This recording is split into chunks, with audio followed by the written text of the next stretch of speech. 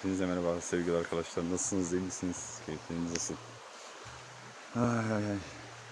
Ben şimdi Kocaeli'nin Gölge Kaya'nın düzenlemiş olduğu kamptayım. Gerçekten etraf çok güzel.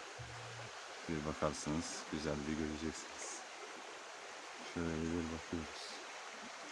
Dere manzarası ve kamp etkinliği gerçekten harika geçiyor şimdi.